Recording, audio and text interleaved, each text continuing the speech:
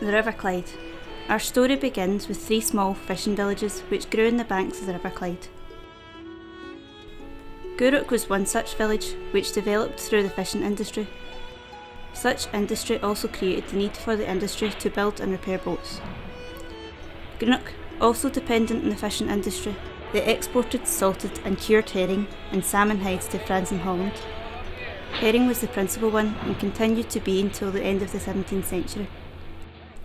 Newark was the third of the fishing villages which was to become Port Glasgow.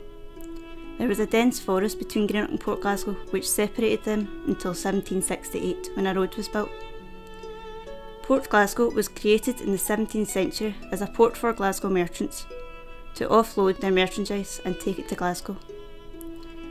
As trade grew, the shipbuilding industry required bigger ships and more wood to construct them. Port Glasgow became the principal port on the Clyde for the importation of North American timber. Timber had been arriving since the 16th century from Norway and the Baltic. Yellow pine was imported from Miramichi, but by the 19th century whole logs were being imported. Timber measuring was an extensive and for long a lucrative business.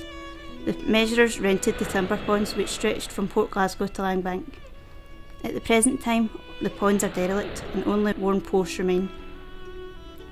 These wooden logs were seasoned so that shipbuilders could manipulate the wood into shape for building ships.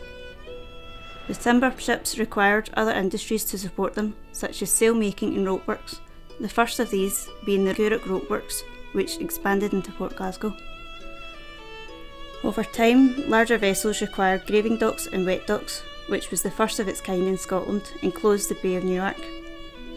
The area at the foot of John Wood Street was the original destination for the oldest dry dock in Scotland, which was erected in 1776 and engineered by James Watt. Shipyards began to appear. Scottish Yard in Greenock was the oldest family-owned shipbuilding business in the world. It began in 1711. In 1760 they built a brig for the West India trade, which is said to be the first square-rigged vessel built on the Clyde. The last wooden ship built in this district was by Scott and Company in Greenock in 1859. The first mention of any shipbuilder in Port Glasgow is in 1780, about which time Thomas McGill opened a yard, which is now part of the ground owned by Ferguson's. These shipyards were at the forefront of shipbuilding technology, where the first commercial steamship was built. In 1811, Henry Bell, a hotelier from Dumbarton, went to visit John Wood, a Port Glasgow shipbuilder who agreed to build a 45-foot wooden paddle steamer, which became famous around the world as PS Comet.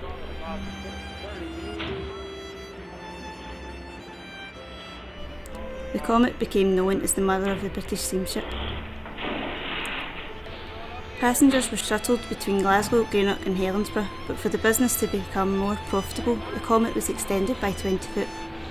But competition had grew and there were now 20 competitors. Returning to Glasgow from Inverness one December day 1820, the Comet was lifted onto the rocks at Craignish Point near Oban and wrecked. Her engine was salvaged and used to drive machinery at a brewery, but in 1862 it was rescued and bought by the great engineer Robert Napier, who presented it to the Science Museum in London. In 1962, shipyard apprentices built a replica of the PS Comet and it was launched from Lithgow's East Yard, which now sits in Port Glasgow Civic Square.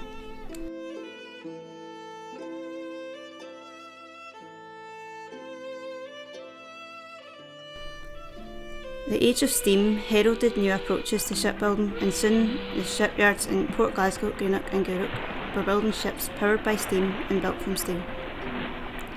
In the 1800s, hundreds of carpenters were employed in Port Glasgow shipbuilding yards, besides a number of apprentices and labourers. The carpenters were a skilled body of men, and mostly Scotch. As wooden shipbuilding changed slowly into iron, they rather foolishly refused to work with the new material, and the labourers became the riveters, platers, etc. New industries also grew foundries to work the steel for the shipyards. Railways were being constructed at the time, and in March 1841 the Glasgow, Paisley and Greenock Railway was open to traffic. The railways began expanding to deliver coal and raw materials, which would drive the shipbuilding industry. In the late 1800s, the shipbuilding firms in the area experienced a boost as many yards received naval contracts in the run-up to the First World War. Scott's Yard in Greenock built the first super dreadnought in 1909. James Lisco, who took control of the family-owned business in 1908, was responsible for the management of nation's shipbuilding in 2 world wars. Many of the shipyards were booming through this period, and the Old West Kirk Church was in the area next to the harbours. In 1926, the church was moved so that the Harland and Wolff shipyards could expand. The church was moved to its present site in the Esplanade. In the 1930s, there was a post-war depression, and many industries and businesses went into receivership. James Lisco had to defend the policy of rationalisation, which meant buying shipyards in order to close them down to reduce the national capacity. Much needed shipbuilding and employment was brought to the area with the Second World War. Shipbuilding on the river also attracted the attention of the Luftwaffe, and Port Glasgow, Greenock and Gourock were bombed over 2 nights on May the 6th and May the 7th, 1941. The shipyard suffered some structural damage, but many people lost their lives as the shelter for cover during the Blitz. Post-war years seen a boom in the shipbuilding, and many people entered employment through the shipyards.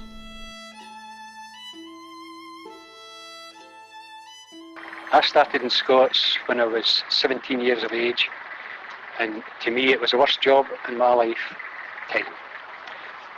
I can remember getting up in the morning, walking from West Stewart Street to start work at 20 minutes to 8. If you were a minute late, the gates were shut on you and you were quartered. You were allowed 2 quarters in a week, and after that you were sent home. You didn't go back to work for the rest of that week. I can remember the cold mornings going there, and the wind, and the rain, the snow and the ice, and all these things. I'm laughing just now, but it wasn't much of a laugh then. Aye, you touched the horn rails going up the gangway, and your horns were sticking to the rails with the cold and the ice. It was an awful dangerous job as well, not only for me, for everybody in the years, because there was no health and safety or anything like that. There was no hard hats rather, and no gloves, no leather gloves for handling the metal. There was no masks if you were working alongside painters or anything like that. You had to breathe in all these fumes. Most shipyards coped well in the interwar and immediate post-war years, but could not compete with cheap labour abroad. More pressing, the yards survived, consolidating such as Scots and Liscos joined forces to become Scott Liscos in 1967. At that time they employed 7,000 workers. John Anderson. I was a charge hand electrician in Liscos Kingston Yard, Port Glasgow. I worked in Liscos Kingston Yard for 20 years. I was an electrician in there, served my time in there as 5 years as an apprentice. Funny thing is, when I left school, I was in high home school, and I was 14 I left.